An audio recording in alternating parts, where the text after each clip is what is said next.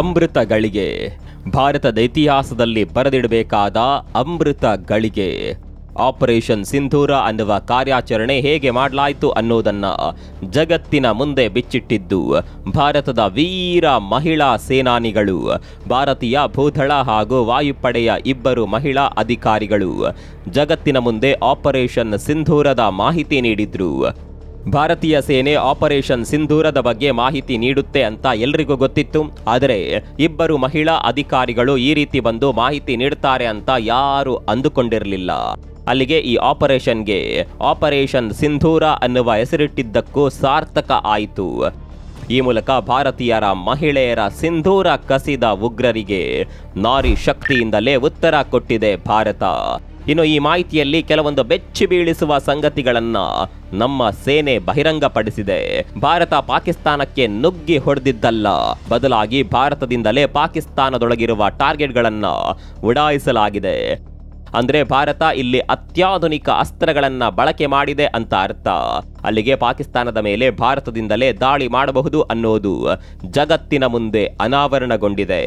ಎಲ್ಲದಕ್ಕಿಂತ ಇಂಪಾರ್ಟೆಂಟ್ ಏನ್ ಗೊತ್ತಾ, ಈ ಹಿಂದೆ 2 ಬಾರಿ ಸರ್ಜಿಕಲ್ ಸ್ಟ್ರೈಕ್ ನಡೆದ ಸಂದರ್ಭದಲ್ಲಿ ಸರ್ಜಿಕಲ್ ಸ್ಟ್ರೈಕ್ ಆಗಿದೆ ಅನ್ನೋದಕ್ಕೆ ಸಾಕ್ಷಿ ಕೊಡಿ ಅಂತ ಕೇಳಿದ್ರು.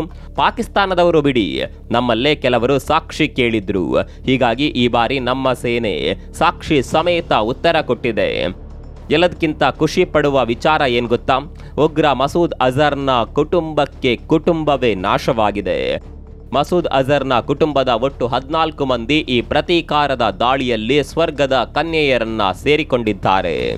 ಇನ್ನು ದಾಳಿಯ ಮೊದಲು ಉಗ್ರ ನೆಲೆಗಳು ಹೇಗಿತ್ತು, ಉಗ್ರ ನೆಲೆಗಳ ಮೇಲೆ ಯಾವ ರೀತಿ ದಾಳಿ ಮಾಡಲಾಯಿತು, ದಾಳಿಯಾದ ನಂತರ ಆ ಉಗ್ರ ನೆಲೆಗಳ ಪರಿಸ್ಥಿತಿ ಹೇಗಾಯಿತು ಅನ್ನೋದನ್ನ ಪಿನ್ ಟು ಪಿನ್ ಆಗಿ ಸೇನೆ ದೇಶದ ಮುಂದೆ ಇಟ್ಟಿದೆ. ಡೇವಿಡ್ ಹೆಡ್ಲಿ ಮುಂಬೈ ಮೇಲೆ ದಾಳಿ ಮಾಡಿದ್ದ ಕಸಬ್ ತರಬೇತಿ ಪಡೆದ ಉಗ್ರ ನೆಲೆಗಳನ್ನ ಕೂಡ ಭಾರತೀಯ ಸೇನೆ ಸರ್ವನಾಶ ಮಾಡಿದೆ. ಅಷ್ಟಕ್ಕೂ ಭಾರತೀಯ ಸೇನೆಯ ಕಾರ್ಯಾಚರಣೆ ಹೇಗಿತ್ತು, ಮಹಿಳಾ ಅಧಿಕಾರಿಗಳು ನೀಡಿದ ಮಾಹಿತಿಗಳಾದರೂ ಏನು, ಜಾಗತಿಕ ಮಟ್ಟದಲ್ಲಿ ಭಾರತದ ಈ ಪರಾಕ್ರಮಕ್ಕೆ ಯಾವ ರೀತಿಯ ಪ್ರತಿಕ್ರಿಯೆ ಬರ್ತಾ ಇದೆ, ಎಲ್ಲವನ್ನ ಡೀಟೇಲ್ ಆಗಿ ತೋರಿಸ್ತೀವಿ ನೋಡಿ.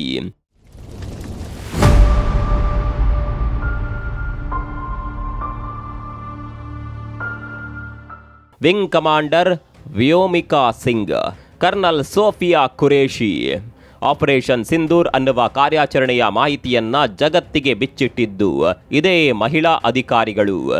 ಈ ಮೂಲಕ ಭಾರತ ಪಾಕಿಸ್ತಾನಕ್ಕೆ ಮಾತ್ರವಲ್ಲ, ಇಡೀ ಜಗತ್ತಿಗೆ ದೊಡ್ಡದೊಂದು ಸಂದೇಶವನ್ನ ರವಾನೆ ಮಾಡಿದೆ.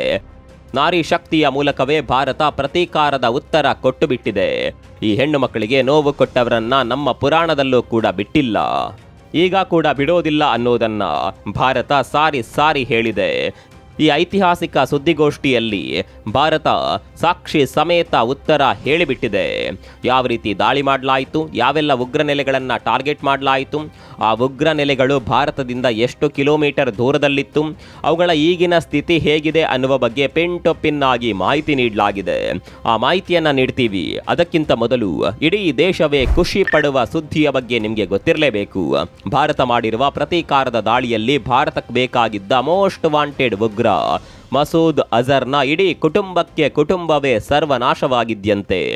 ಒಟ್ಟು 14 ಮಂದಿ ಕುಟುಂಬದ ಸದಸ್ಯರು ಭಾರತದ ದಾಳಿಗೆ ಉಸಿರು ಚೆಲ್ಲಿದ್ದಾರೆ ಅನ್ನುವ ಮಾಹಿತಿಗಳು ಕೂಡ ಬಹಿರಂಗಗೊಂಡಿದೆ. ಭಾರತ ದಾಳಿ ಮಾಡುವ ಸಂದರ್ಭದಲ್ಲಿ ಪರ್ಟಿಕ್ಯುಲರ್ ಆಗಿ ಉಗ್ರ ನೆಲೆಗಳನ್ನೇ ಟಾರ್ಗೆಟ್ ಮಾಡಿತ್ತು. ಅದರಲ್ಲಿ ಮಸೂದ್ ಅಜರ್ನ ಮನೆ ಕೂಡ ಇತ್ತು. ಈ ಮನೆಯಲ್ಲಿ ಮಸೂದ್ ಅಜರ್ನ ಕುಟುಂಬಸ್ಥರು ವಾಸವಾಗಿದ್ರು. ಹೀಗೆ ಈ ಮನೆಯಲ್ಲಿದ್ದ ಒಟ್ಟು 14 ಮಂದಿಯ ಕತೆ ಮುಗ್ದಿದೆ. ಆದರೆ ಮಸೂದ್ ಅಜರ್ ಕೂಡ ಈ ಮನೆಯಲ್ಲಿ ಇದ್ನ ಅನ್ನುವ ಬಗ್ಗೆ ಯಾವುದೇ ಮಾಹಿತಿ ಇಲ್ಲ. ಒಂದು ವೇಳೆ ಇದೇ ಮನೆಯಲ್ಲಿ ಆತ ಇದ್ದಿದ್ದು ನಿಜವೇ ಆದರೆ ಮಸೂದ್ ಅಜರ್ ಕೂಡ ಪರಲೋಕ ಸೇರಿದ್ರಲ್ಲಿ ಅನುಮಾನ ಬೇಡ. ಈತ ಅಂತಿಂತ ಪಾಪಿಯಲ್ಲ. ಭಾರತದಲ್ಲಿ 10 ಹಲವು ಬಾರಿ ನೆತ್ತರು ಹರಿಸಿದ ನರರೂಪದ ರಕ್ಕಸ.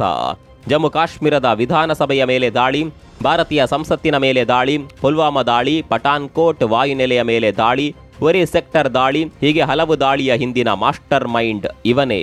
ಇದೀಗ ಈತನಿಗೂ ಕೂಡ ಸೇನೆ ಮುಹೂರ್ತ ಇಟ್ಟು ಬಿಟ್ಟಿದೆ. ಇನ್ನು ಆಪರೇಷನ್ ಸಿಂಧೂರ್ನಲ್ಲಿ ಯಾವೆಲ್ಲ ಉಗ್ರ ನೆಲೆಗಳನ್ನು ಹೊಡೆದು ಹಾಕಲಾಗಿದೆ ಅನ್ನೋದನ್ನು ನೋಡೋದಾದರೆ ಭಾರತೀಯ ಸೇನೆ ನೀಡಿರುವ ಮಾಹಿತಿ ಪ್ರಕಾರ ಬಹವಲ್ಪುರದಲ್ಲಿರುವ ಮರ್ಕಜ್ ಸುಬಾನಲ್ಲಾ. ಇದು ಭಾರತದ ಗಡಿಯಿಂದ ಬರೋಬ್ಬರಿ 100 ಕಿಲೋಮೀಟರ್ ದೂರದಲ್ಲಿರುವ ಉಗ್ರನೆಲೆ.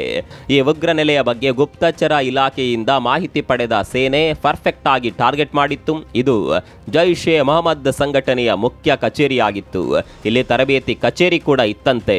ಇದೀಗ ಈ ಸಂಪೂರ್ಣ ಹೆಡ್ ಕ್ವಾರ್ಟರ್ ಸರ್ವನಾಶವಾಗಿದೆ. ಇನ್ನು ಮರ್ಕಜ್, ತೈಬಾ, ಮುರಿಡ್ಕೆ 2008ರ ಮುಂಬೈ ದಾಳಿಯ ರಕ್ಕಸರಾದ ಕಸಬ್ ಹಾಗೂ ಹೆಡ್ಲಿ ತರಬೇತಿ ಪಡೆದಿದ್ದು ಇದೇ ಕ್ಯಾಂಪ್. ನೋಡೋದಕ್ಕೆ ತುಂಬಾನೇ ದೊಡ್ಡದಾಗಿ ಕಾಣುವ ಈ ಕ್ಯಾಂಪ್ ಅನ್ನ ಕೂಡ ಈಗ ಭಾರತೀಯ ಸೇನೆ ಒಡಿಸ್ ಮಾಡಿದೆ. ಈ ಕ್ಯಾಂಪ್ ಭಾರತದ ಗಡಿಯಿಂದ 15 ಕಿಲೋಮೀಟರ್ ದೂರದಲ್ಲಿದೆ. ಶವಾಯಿನಲ್ಲಾ ಕ್ಯಾಂಪ್, ಮುಜಫರಾಬಾದ್. ಇದು ಭಾರತದ ಗಡಿಯಿಂದ 30 ಕಿಲೋಮೀಟರ್ ದೂರದಲ್ಲಿದೆ. ಇದು ಲಷ್ಕರ್ ಎ ತೊಯ್ಬಾ ಸಂಘಟನೆಯ ತರಬೇತಿ ಕೇಂದ್ರವಾಗಿತ್ತು. ಇಂಟ್ರೆಸ್ಟಿಂಗ್ ಸಂಗತಿ ಅಂದರೆ ಪಹಲ್ಗಾಮ್ ದಾಳಿ ನಡೆಸಿದ್ದ ಉಗ್ರರು ಇದೇ ತರಬೇತಿ ಕೇಂದ್ರದಲ್ಲಿ ತರಬೇತಿ ಪಡೆದುಕೊಂಡು ಬಂದಿದ್ರು.